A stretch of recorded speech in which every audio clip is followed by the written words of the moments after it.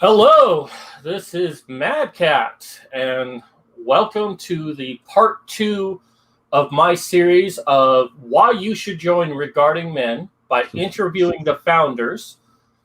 I started off with Paul Elam, which was a fantastic interview, and now I have Tom Golden. How are you doing, sir? I feel better all over than any place else. Well, I don't know how to respond to that, so I'm just Well, going there to you ignore go. it. So I'm super excited for this interview. The last one with Paul was fantastic, and it really helped me to see Paul as a man and not as a god, which so many of us do. And I'm really hoping for that opportunity today. But also, as many times as I've spoken to Tom in the Regarding Men groups, I don't think I've ever really had a conversation with him. So I am super, super excited for that. So that is what today is going to be about, learning who the fuck this is. Who the fuck is this? All right. So I want to start out, Tom. At what point in your life did you become red-pilled?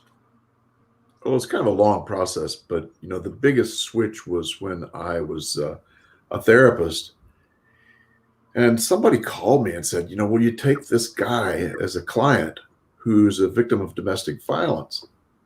I said, I don't know anything about domestic violence. I specialized at the time in grief and death and dying and stuff like that.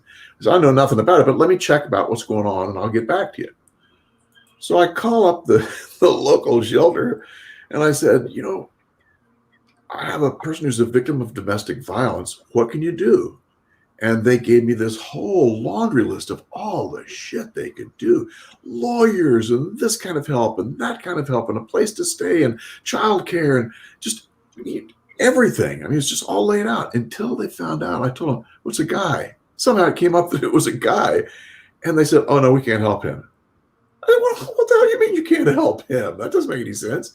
And it shocked me. I mean, I couldn't believe it. So the next day I called the center and got the director of the center thinking that, this was just some nut.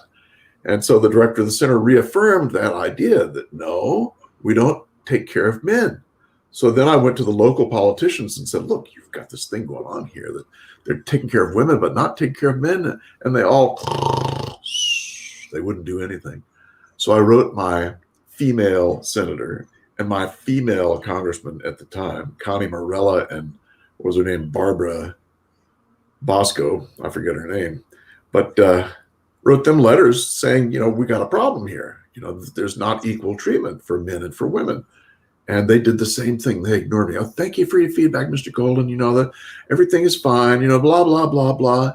And it was at that point that I couldn't help but become at least redder pilled. I mean, it was like, because then I started seeing more and more that there's this gynocentric wave that goes on, and the wave takes care of women. The wave pushes ideas that are going to care for women and take care of them and do things for them and be concerned about their welfare, et cetera, et cetera. And there ain't no wave for men. So I started waking up. And at the time I was a therapist and working with a lot of men who were grieving. These were men who were just wiped out. I mean, one guy had his whole family die in a car accident, that kind of thing. They were just wiped out because men don't go into therapy unless they really have to, at least at this time. This was 70s and 80s, mostly 80s and 90s. And it was obvious to me that these men didn't act like the women, because what I've been taught in graduate school was you sit and you talk about it and you make good eye contact, right? Do men like eye contact? No, not in the same way as women, unless it's with another woman. If the man has eye contact with a woman that he likes, yes, he'll look at her in the eyes and, they'll dream together. But if it's another man, what does it mean to have eye contact? It means conflict. It means competition. It means put them up, pal. We're going to compete. Hockey has a face-off. Boxers face each other, and so I started realizing, holy crap, This is something different with men than it is with women. And so I'd had a number of years of that before I ran into this issue with domestic violence, of understanding that men and women are completely different when it comes to the way we process emotions. And it just, that just set me up really for the whole domestic violence thing, which then I started reading material by whoever. I'd read some Farrell before that, I think, but I started reading the list the guy put up about all the research on males and domestic violence. And it just blew my mind, and so that's how I got started. That's a long-winded response to how I got started, Madcap. No, that's great. There's so much to unpack from all of that.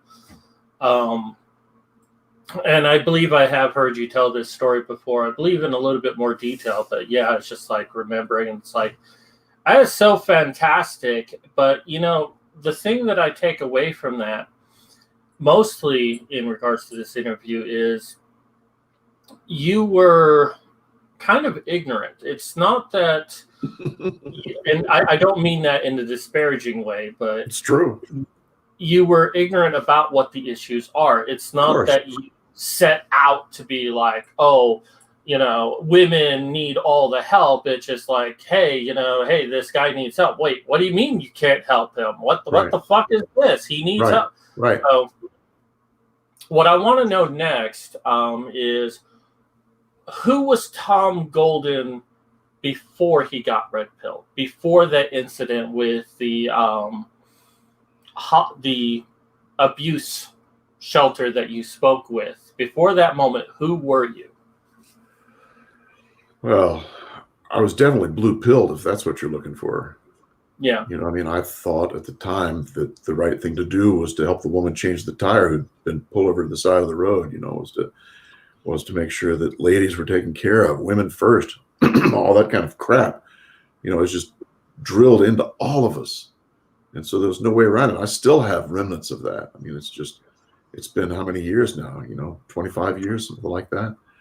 And I still have remnants of that bullshit, that kind of, what would you call it? The chivalrous crap that's just automatic. I'm beginning to think that it has to do, at least in part, with biology, because testosterone, what does testosterone do? We know now that testosterone pushes men to strive for status. What is status? Status is taking care of women. You take care of women, people think more highly of you. You go up in the hierarchy.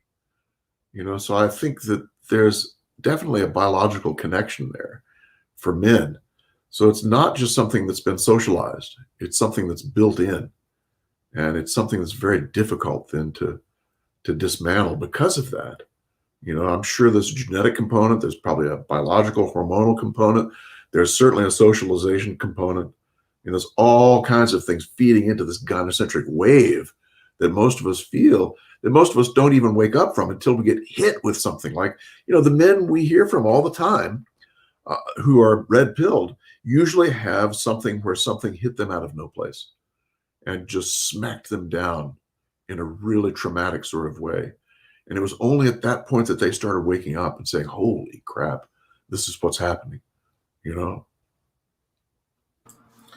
So you talked about the eye contact thing after, talking with men and seeing that schooling really wasn't working. You learned a lot just being out in the field. We actually had a conversation before we started.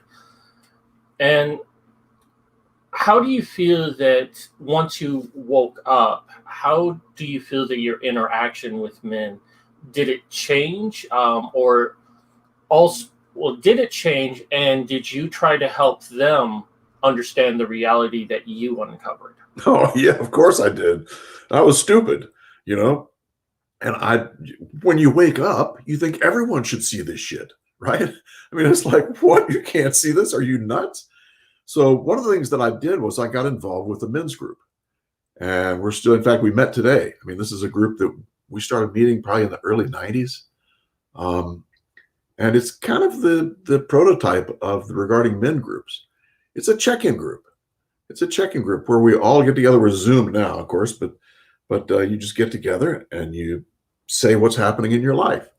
Sometimes, there's some heavy crap going on. Sometimes it's just bullshit. But you've got that group that has your back. And I'll never forget, my wife loves this group. She loves them because she says it takes the pressure off of her. I don't have to depend on her for everything. I've got this group, these guys, and it's like, it's a godsend, for men to have a group of men that they know that they can depend on being there, that the men have their back. It's huge. It's huge. And most men do not have this. So that's one of the things I did was I made sure to be around other men who had a similar way of seeing things. And I probably avoided men who didn't as much as I possibly could, But I did. That's true. At the time I got involved with the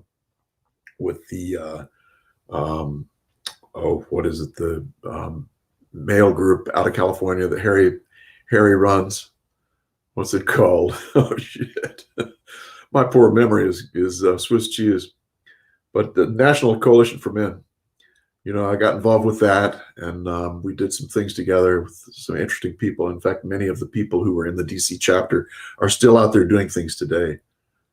So I guess a lot of what I did was find other men who were like-minded and tried to spend time with them and avoided the others, but still stood up and said, wait a minute, this shit's wrong. There's something wrong here.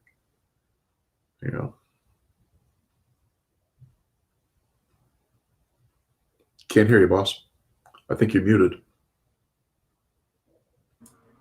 Yes, I meant to do that. See if you can read lips. So, you're a licensed psychologist. You've been red-pilled. You're hanging out with other men, learning things and your ICMI talk was a deeply psychological exploration of men. So this is kind of a loaded question, but what insights have you gained over the years about men in society? Yeah, I'll just leave it there. Like, what insights have you gained that the rest of the psychological community is unaware of? Well, first off, I'm not a psychologist. I'm a psychotherapist, but that's all right. But, I can sum that up in 3 words. Men are good. I realized at the time that there's this wave, really, that's sort of like the gynocentric wave, except it's a men are bad wave. It's this wave coming in that says there's something wrong with men. Men are toxic. Men are jealous. Men are this. Men are violent. Men are, think of it. All the negatives are poured in on men. And men are bashed with this over and over and over again. And so a part of what I saw was that this one way to turn that around is to talk about men are good. And that really pisses people off. It's a lot of fun, actually, As you say men are good in public and people look at you, say, what? Men are good? But think about it, Mad Cat. What did the black folks do in the 60s when they first started getting together and coming out of that mess, that racist mess they were in? You may not have been around at that time, but I can tell you what they did. One of the first things they did was they started saying, black is beautiful. Black is beautiful. And it's the same kind of thing as men are good. Black is beautiful. It started waking people up because blacks had been beaten over and over again by the researchers, by academics, by the water cooler people, and by the educational system. They've been told that they're inferior in so many ways. In fact, we know now that the research that showed that blacks were equal or better than whites in some areas, they deep-sixed it. Just like they deep-sixed the research about men that shows men are better than women in some areas. You never see it. It's gone. So here you had a population of blacks who, when they said black is beautiful, they were scratching their heads. What are you talking about? There's something wrong with us, It's the same thing today with men.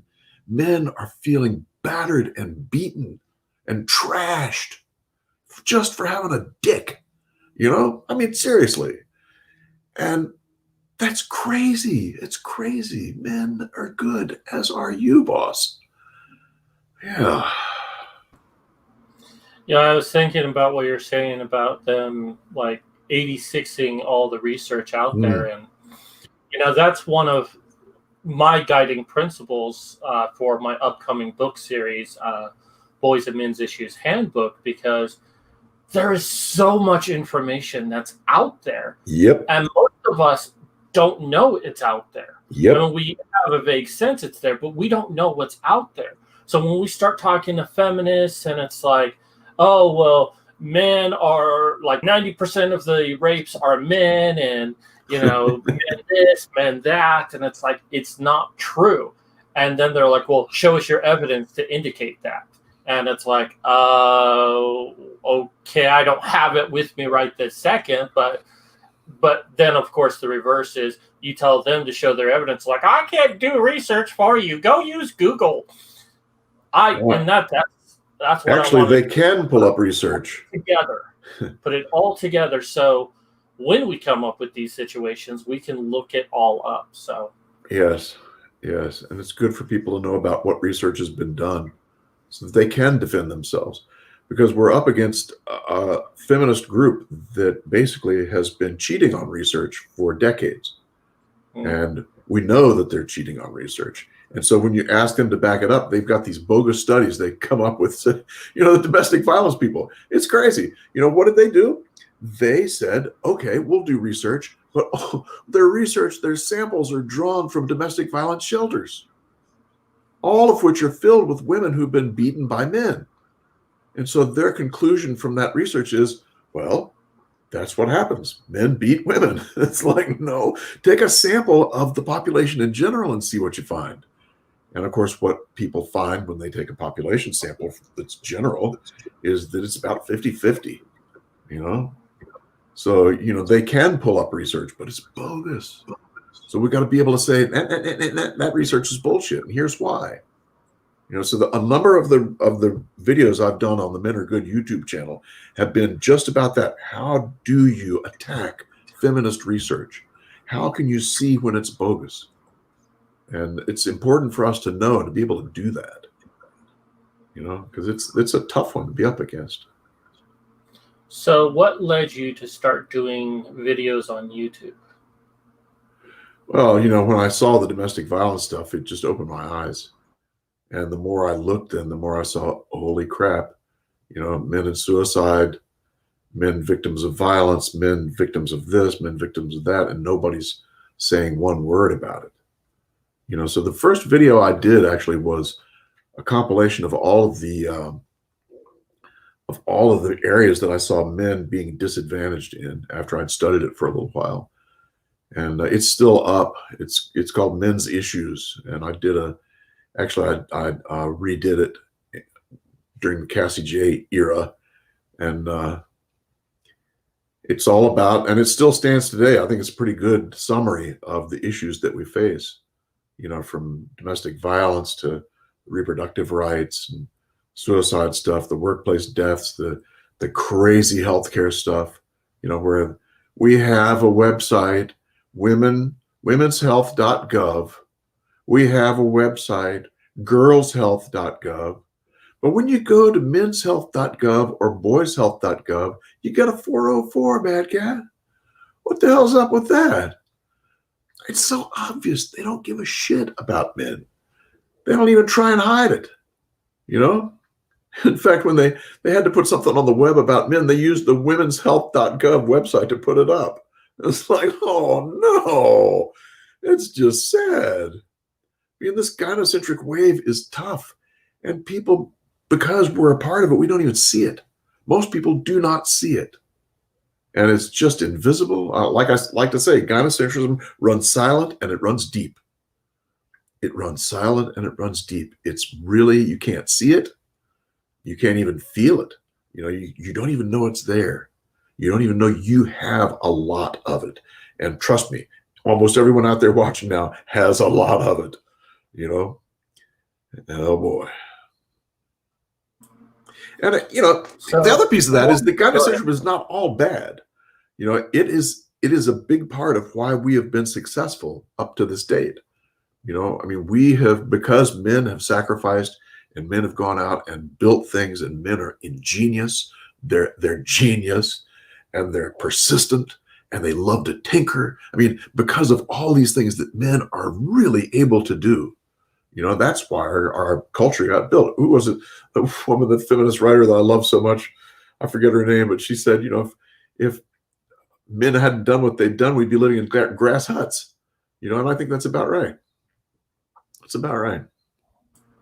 Yeah, I do remember seeing that for ICMI 20. A woman talked about that. It's like, yeah. And I've heard that argument before. And there was actually, I think it was like a Dutch Survivor series where they took men and women and put them on two separate islands, not items, islands, separated by gender. All girls on one island, all men on another island.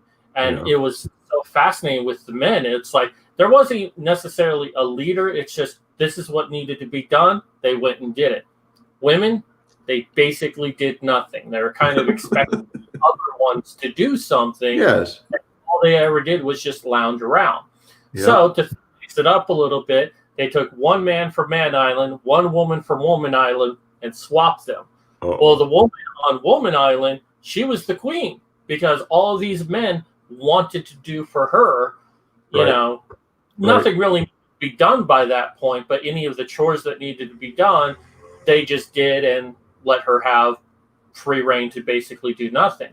But the man on the Woman Island, they put him right to work to create everything that was needed and to do all of the chores so they could sit. So I do agree with you.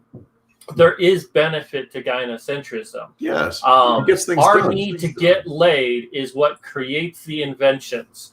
One of my favorite jokes is Galileo, when he invented the telescope, he used it to look at the women in the bathhouses, the first time technology was used for porn. Is that the truth? No. I was going to say that'd be a great story. So as we get into talking about regarding men, I'm curious how you and Paul became friends. How did we become friends? I've known Paul a long time. Back when it was Men's News Daily and before that. And I forget, but we've been, we've known about each other for many years. What was it before that? I guess Men's News Daily was the first time he and I really interacted. But of course, Paul's been around. It's hard not to know Paul, But that's probably where we met. And since then, our paths have crossed numerous times, and we both enjoy each other's company. I love Paul. He's quite a character, and he is one of the most articulate spokesmen we have. Some of the interviews he's done have been absolutely remarkable. Just his capacity to be able to condense things down and to put it into short bursts of knowledge. Just hammers it out. Good stuff. I mean, I really respect Paul for that capacity.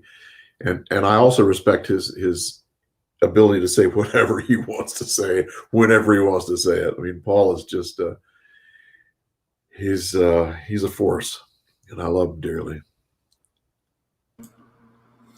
Yeah, I feel privileged. You could even say it's my male privilege to count him as a friend. He's just so easy to talk to, and I was always so intimidated. Like, it's Paul Elam, the God. It's like, what do I have to say to him? But it's like, that's the great thing about regarding men is everyone is equals. It's like sitting at the round table. No one person is above the other. Now we still kind of put you, Paul, and Janice above others, but that's not how you act. You just like, hey, I need this as much as the rest of you need this. And yes, that's what I love about regarding men. And just real quick, how did you meet Janice? Well, I knew Janice from her Flamingo File stuff. And then she asked me to write a chapter for a book, and we corresponded then quite a bit. And, she is another force in a different sort of way. She is able to see angles that Paul and I cannot see. And her history with academia is just, really, really helpful. And she's read a lot of the feminist people. I can't tolerate reading much of that crap. I just can't tolerate it. But she's read a lot of it. And so you ask Janice and she'll go, oh yeah, so and so and so and so and so and so have written about that and this and that. And she knows them all. She knows them all. And she's smart as a whip. Oh man, I love Janice dearly.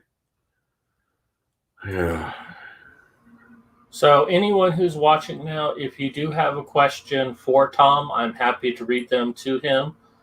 So feel free to post them in there. But so regarding men, and correct me if I'm wrong on this, seems to have started as a weekly or however often you did a YouTube video with regarding men with the three of you.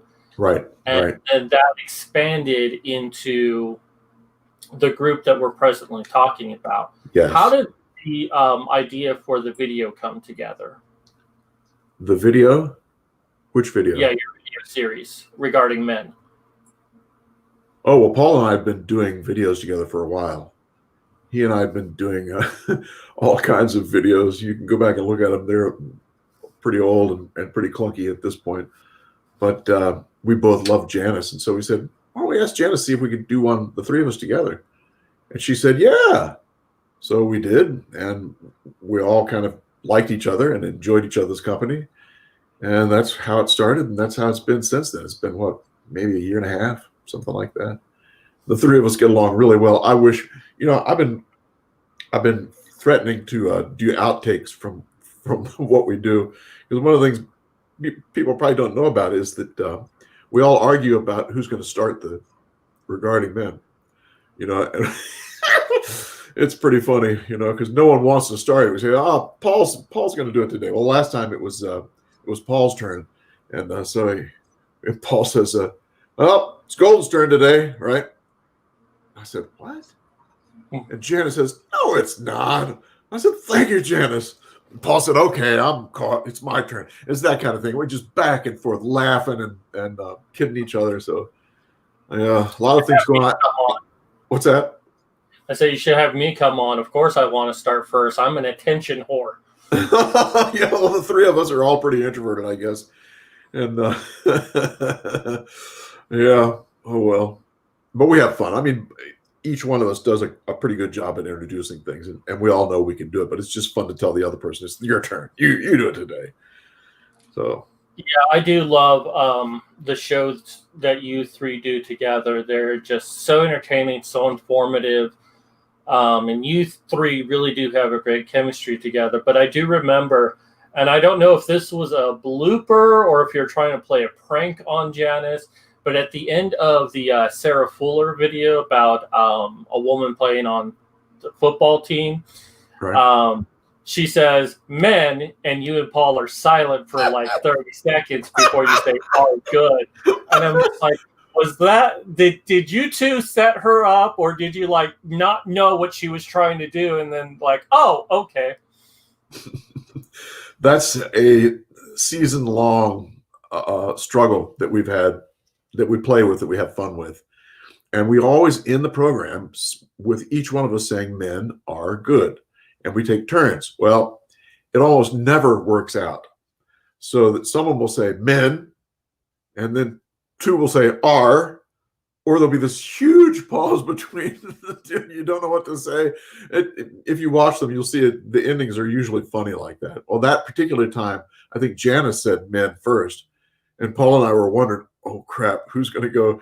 In fact, I told Janice later, I said, Janice, that was a good gambit. By going first, you don't have to worry about when to say anything next.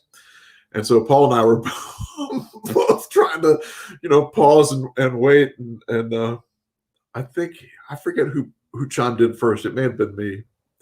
But you'll see it in the ends of it. We always do that. And we always laugh about it, and we applaud ourselves when we can get it right, which has only happened 2 times in the past 10 or 15 times. So in my interview, well, that's funny, by the way. In my interview with Paul, he talked about India's MRAs and the work that they've done. And I forget the guy's name. He's on my friends list, and I apologize for forgetting your name, but Paul said that he was kind of a mentor in ways, Yes. doing the great things that they've done for India and trying to do it over here. And then he mentioned that, the idea for Regarding Men as an online group that we have today was something that you basically started, and that, it really worked with what he was wanting to do. Like, you got the idea and it just suddenly exploded.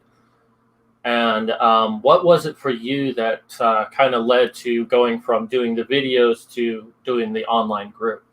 Yeah, well, I knew from 25 years of being in a men's group that how helpful it is. And it's incredibly helpful. I mean, just to be around other men who know you and love you. That's you can't buy that shit. That's really good stuff. And I knew also from the work I'd done with men that men need a safe place. They need a safe place for 100 different reasons. But the biggest reason is, as men, we live in a hierarchy every day. And every day we are pushed to try and prove that we are men. And this is not some harebrained idea. This is something the research has now pushed. And if you watch that ICMI piece I did, it talks about the precarious manhood, which is the research that's gone on for 15 years or so now, that shows that every culture in the world judges men after the puberty, and judges boys and men as to how well they're masculine or feminine. And any man who then starts emoting in public, what happens? He gets shamed. He gets shamed, and he goes down in the hierarchy. This is why men tend to not emote in public. It's pretty simple. In fact, parents are pretty smart to say big boys don't cry to their sons.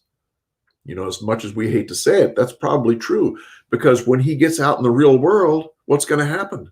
People are going to shame him if he cries in public. In fact, he's going to go down. He's going to look like not a real man, so to speak. And men live in this hierarchy all the time, even though they don't really know it. And women, I'm telling you, women have no idea of the trauma it is for men to try and stay up in this hierarchy. It's not easy.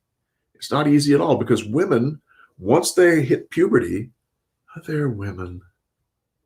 All over the world, they're considered women.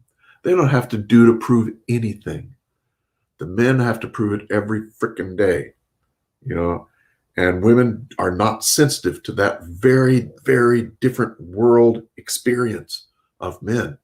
So this is why when I was working with grieving men who'd been traumatized, why they didn't really want to open up so much. In fact, one guy, I'll never forget it. I was saying, can you tell me about what's that like, And he looked at me and he said, "Do you really want to hear this shit?" He was incredulous that anyone would want to hear his pain. And that woke me up, man. That woke me up, because I realized, holy crap, something is keeping him from being able to say what he wants to say, even with someone he's paying to listen. Something strong is happening here. And that something strong, of course, came out to be this whole gynocentric piece and the precarious manhood piece, which held men down in order to strive for status, to keep up as high as they could in the hierarchy. So it's at that point that I realized, holy crap, men need a different safety. And what men do, of course, and we don't have time to talk about this today, but what men do is they will use action to connect in with their loss, to be able to process the emotion, rather than yapping about it, rather than talking about it. They'll do something,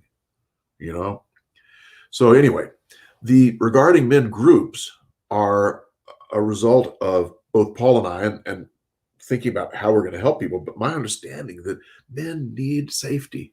Those groups are safe for men, and we strive to try and make it safe. Think about a therapist office, Mad Cat. Any therapist office, it better be safe. They build them to be safe. They build them so that no one can hear what's happening. They promise they're not going to tell the New York Times about what you're saying. It's like, it's built for safety. And that's what you have to make sure men have. Men need a sense that they're not going to be judged and thrown to the curb, for having a tear. They're not going to be thrown to the curb for processing the crap that went down.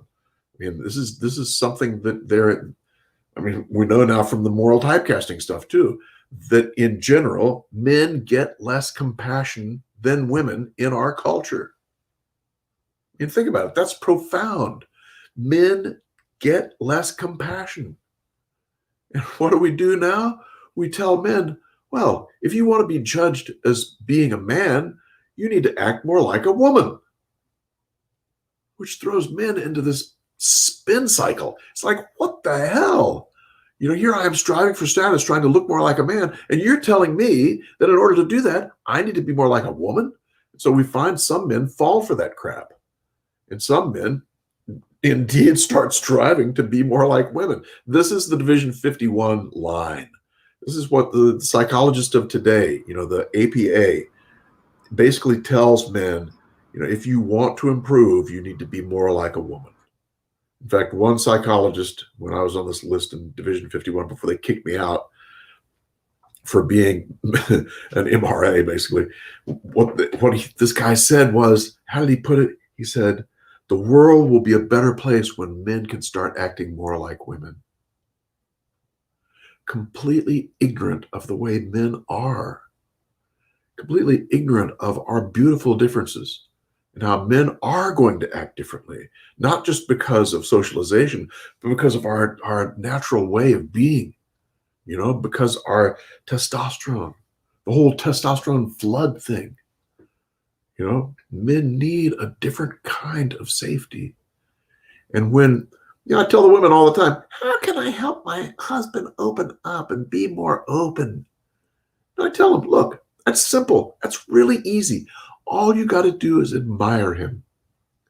They go, what? What are you saying? And I'm telling you, it's the truth. And I say, don't bullshit him. If you really admire him, say it. If you don't admire him, don't try and bullshit, because he'll pick it up in a heartbeat. But if you admire him, tell him. The first thing a man will do once you admire him is tell you how he's not doing good enough. I really admire the way you took care of the baby when such and such happened. Oh yeah, thanks. I could have done this or that. He's going to tell you how he fell down, how he saw his faults. As soon as he knows he's admired, admiration is a key for men. Because we need it. In fact, we need admiration from older men. The whole mythopoetic stuff in the 80s and 90s was all about that. All about how men need older men to bless them and to hold them in high esteem. Because when that happens, then the man sees his own worth in a different kind of way. That's what these groups are doing. Man, it's beautiful. You notice, Mad Cats, in the groups, the young guys will come in and talk about, oh, this should happen, that should happen, that should happen. The older guys will say something, sometimes a real quick statement, sometimes, but it's a blessing. Because men bless other men in very different ways than women bless other women. How do women bless women? Oh, honey, you're so sweet. Motherese, oh, you love it. Right? That's how women tend to bless each other a lot of times. Men don't do that. Men in groups, sometimes a hand on the shoulder says everything. Sometimes just a man saying, I got you, man. I understand that. I've been there. Just saying that gives the man a sense of fullness where he goes, yeah, he understood. I understand that he is blessing me in a way. And that is priceless, man. Priceless. Because in our fatherless homes and in homes that have broken up, men don't get the blessings of older men. They don't get the blessings of other men either, because other men are competing. Men are competing with each other, because they have to, because of the hierarchy, because of precarious manhood, et cetera, et cetera. So these groups are literally, and you'll see it, man. You'll see these older guys who've been there, who've been red-pilled for 10 years, are telling the younger guys, well, have you tried this? What really helped me was X, Y, Z, Just that little bit is a blessing.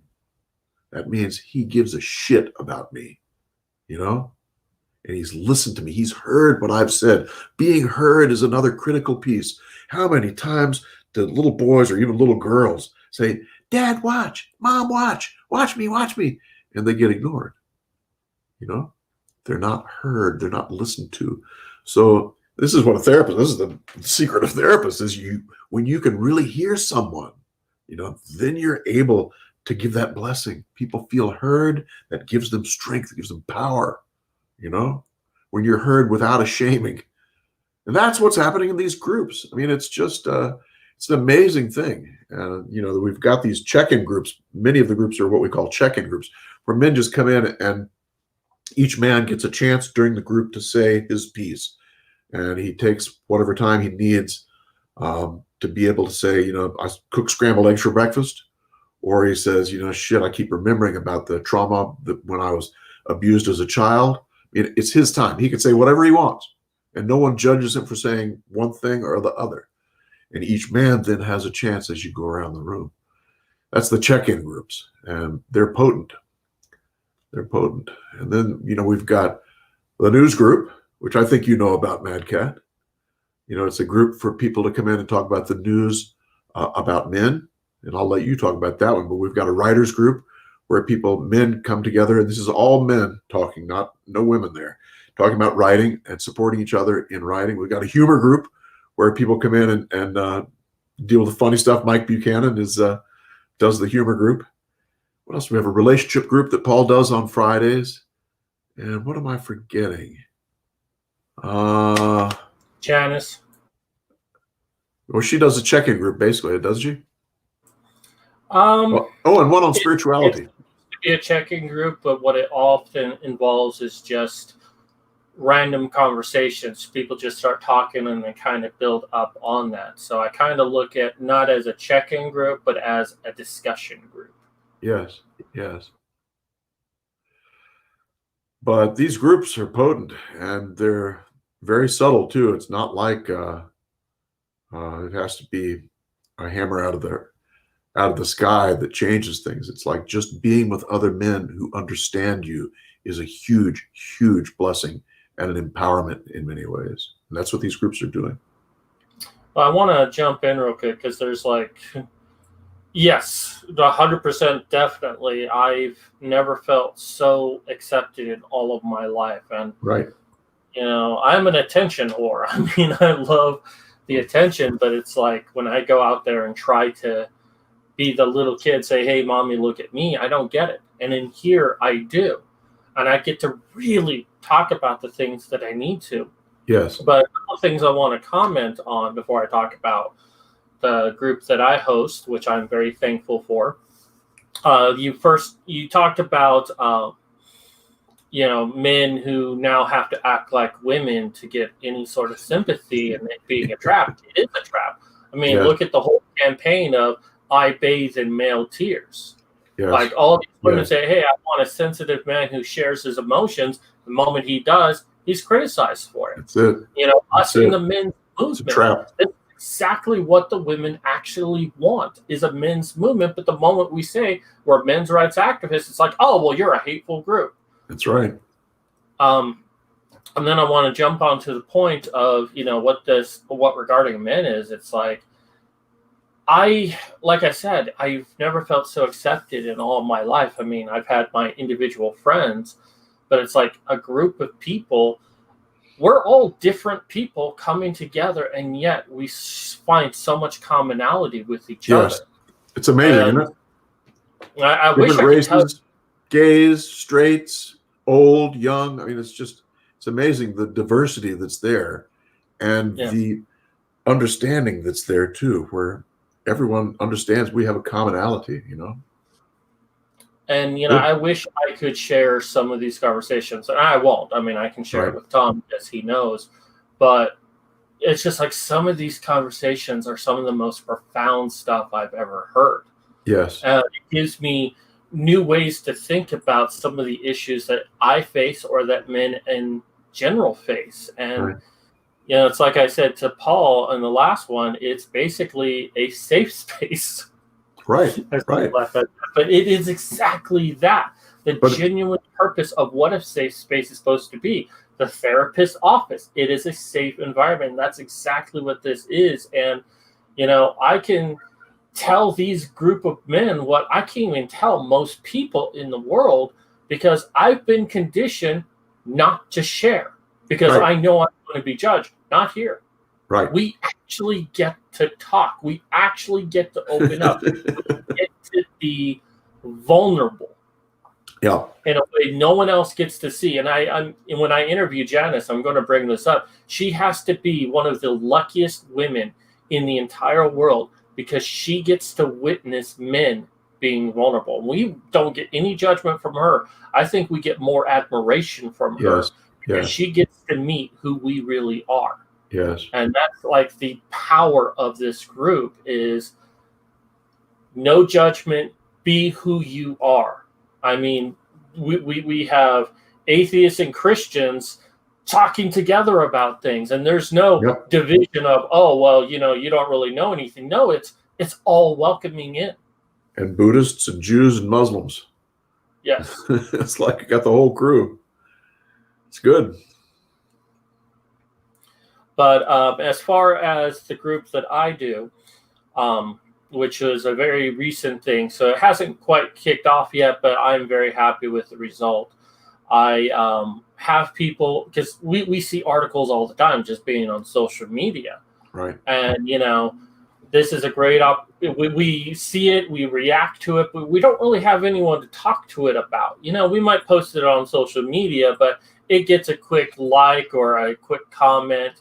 But if we tried to really write it, no one really reads it. So I was thinking, if we came together doing a group discussing articles about men's rights, not only can we read it, we can discuss it and have a conversation about it to really explore it. And I think it has been successful so far, because Good. we've had really great conversations as a result. Yeah. Good. Good. All right, so we're coming up to about 1 hour. We've got a little bit of time left. I'm sure a lot of people are going to see this video after the fact, but no one's really watching right now. Let me ask you this last question, and then we'll start our closing. You've kind of already expressed this, but what is your response really to what you've seen? Are you proud of what you've created? Obvious answer, yes. But are you proud of what you've done? What are your plans for the future to take it to the next level? I don't know if pride is involved as much as satisfaction. It's just very satisfying to see Paul and Janice and I develop a place where men can come and tell their truth. I mean, to me, that is an accomplishment. And I feel very satisfied to have been a part of putting that together.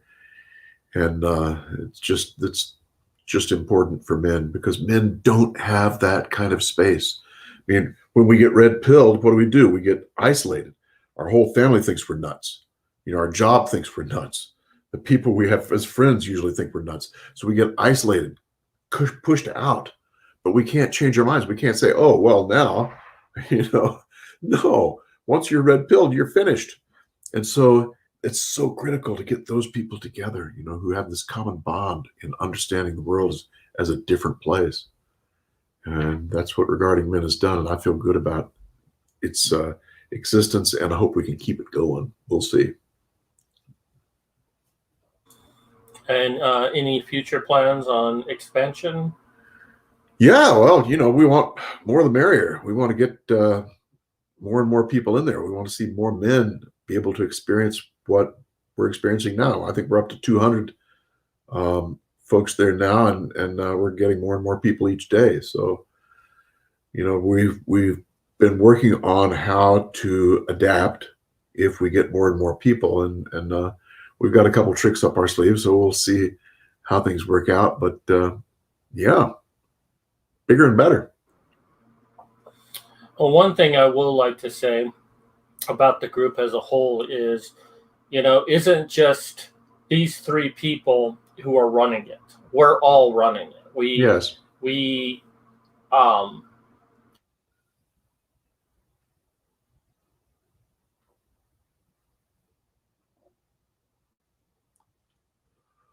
Mad Cat is exactly right.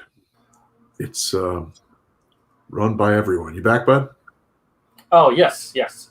Yes, it is run by everyone, but it's the non-moderators, which technically we're all non-moderators, but go with me on this. But it's the non-moderators who like go into a special Zoom meeting just set up for you go in there, you do whatever you want.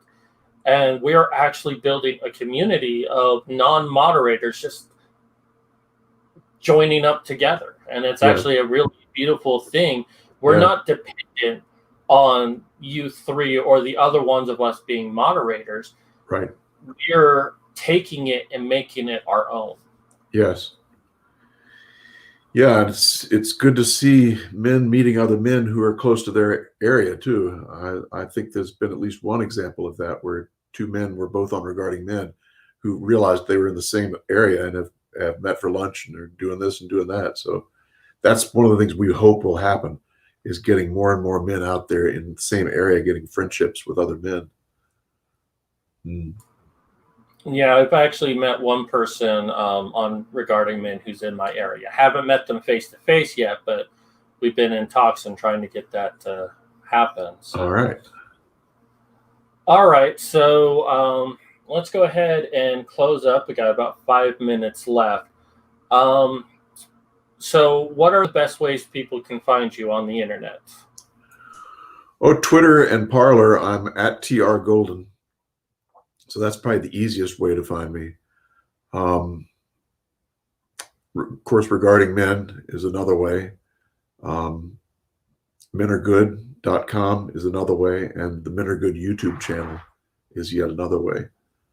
So you can find me. And I've heard you have a store on Men Are Good. Is that correct? Is there a store there? I don't know. Where is that? I've got some items that people can buy that kind of cup. Men are good. Indeed, they are. There's a link on the menaregood.com page to the cup and to the hats. Where's that hat? It's not around. Yeah, the hat that says Men Are Good. Yeah, it's on my wish list to get one of those hats. So yeah. Well, as far as me, go ahead. No, go ahead, man. As far as me, be sure to check out my website, boysmenissues.com. It's still a work in progress right now, but it does have a shop where you can get your very own male privilege card, which has a list of all your privileges. I'll bet it does. And some good ones on here. Actually, when I was driving Lyft last night, we got into a conversation. He started talking about hyper gaming, and I'm like, I've never heard about hyper gaming. They're talking about women who are gaming the system. And I'm like, well, that kind of sounds like hypergamy. He's like, yes, that's what it is. And I'm like, then I kind of put it together. Hyper gaming, hypergamy, okay. And then I just gave him one of the cards. So there are a lot of men out there who are aware of this, but haven't really put it all together yet. Yes, exactly.